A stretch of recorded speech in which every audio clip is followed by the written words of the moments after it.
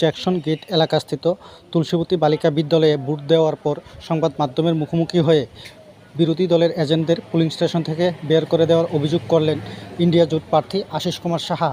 এ সময় তিনি সংবাদ মাধ্যমের মুখোমুখি হয়ে বিস্তারিত প্রতিক্রিয়া ব্যক্ত করতে গিয়ে বলেন, সকাল থেকেই রাজ্যের বিভিন্ন জায়গায় ভোটকে প্রহসনে পরিণত করেছেন।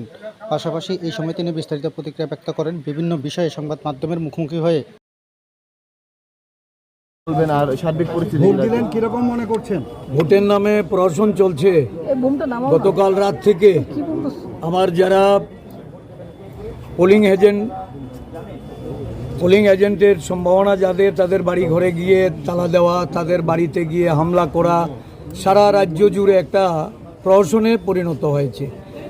এখানে 4টি বুথ, 3টি আমার পোলিং এজেন্টকে ঢুকতে দেওয়া হয়নি, বের করে দেওয়া হয়েছে। আমি এসপিকে জানিয়েছি, আমি পুলিশ অবজারভারের সঙ্গে কথা বলেছি। এখানে আরুর সঙ্গে সেভারেল টাইম আরুর সঙ্গে আমার ইন্টারেকশন হয়েছে। আরও নিজে বলেছে যে আমি পোস্ট অফিস চৌমনি থেকে এসে তাদেরকে তুলে নিয়ে ঢোকাবো। এখন অবধি আমি বসেছিলাম, আমি এই মাত্র এসেছি, 7:30টায় আমার ভোট দেওয়ার কথা। আমি আধা ঘন্টা অপেক্ষা করে সেখান থেকে বেরিয়েছি এবং রাজ্যের বিভিন্ন জায়গা, প্রতাপগড় বিধানসভা, সূর্যমণিনগর বিধানসভা, রামনগর বিধানসভায় তো যাচ্ছে তাই অবস্থা।